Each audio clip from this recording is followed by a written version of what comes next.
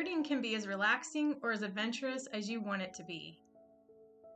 Watching out the window from the comfort of your recliner at home, a leisurely stroll in the park, or a trip to your local wildlife refuge where you don't know what kind of birds you're going to spot. Every time we go out in search of birds, it's not only fun, but an eye-opening learning experience. So today I thought I'd share a few tips to help you get started in this wonderful, inexpensive, life-enriching hobby. Number 1. It's easy to get overwhelmed, but don't. Learning to identify the birds you see takes time and is completely worth it. You don't just jump into learning and mastering a new language in one day. Same thing with birding. Like anything else, birding takes practice. At first, you might not know the difference between a finch and a sparrow, but in good time you will. The more you see of different birds, and the same ones too, you'll learn to identify their differences no matter how subtle they might be. A little stripe here, a dash of coloring there, just might be the difference between two different species. Number 2, be patient. Birds don't always like to cooperate with your eyes or your camera. Water birds and shore birds are larger and easier to spot, but they will fly away if you get too close. Imagine how wonderful it must be to be able to spread your wings and fly away at the first sign of trouble. Ah well, that's another video for another day. Littler birds are even more difficult to pin down. Take warblers, for instance. Yellow-rumped warblers can be the most frustrating to get photos of, at least for me anyway. And don't even get me started on mountain chickadees. I'm sure every birder has one that continues to elude their eager camera lens.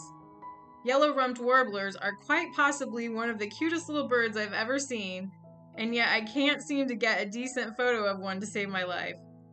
Maybe that's part of what makes them so special.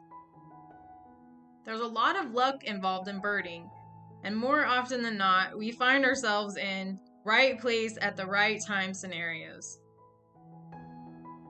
Number 3, go easy on yourself. I've misidentified birds before, and I still do, only to have someone point it out to me here on YouTube or on social media. I incorrectly labeled this bird as a winter wren, when we don't even have winter wrens anywhere near California. After doing some research, I discovered that it's actually a Pacific wren.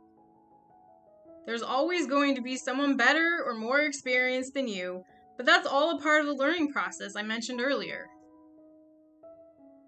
Birds' plumage can vary greatly between summer and winter, male and female, and young and adult.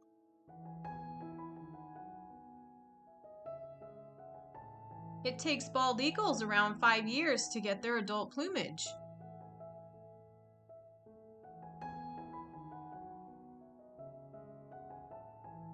Young black-crowned night herons don't look anything like their adult counterparts.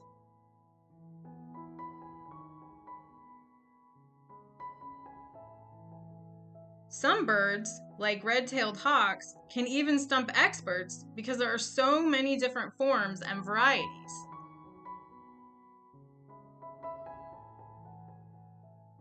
Number 4, get ready for an adventure. Not only are you opening yourself up to new knowledge about the wildlife around you, you're giving yourself the opportunity to see and experience the extraordinary. Spotting a vermilion flycatcher in a cemetery in Northern California continues to be one of the greatest experiences of my life. Birds can go way off course from their migratory route and end up giving you the thrill of a lifetime. You truly never know what you're going to see each time you raise those binoculars up to your eyes. Isn't that the reason for watching birds in the first place?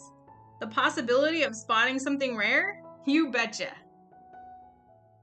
Number 5, appreciate each sighting, no matter how common. No matter how many white-crowned sparrows I encounter, I still love each and every one of them. I enjoy seeing them wherever I go, the mountains, the coast, and especially in my own backyard. They genuinely feel like friends, popping in to say hello, and I take pride in knowing that the ones with brown stripes on their heads instead of white are young juveniles. Every bird is special and unique in its own way, and it's up to you to never take that fact for granted.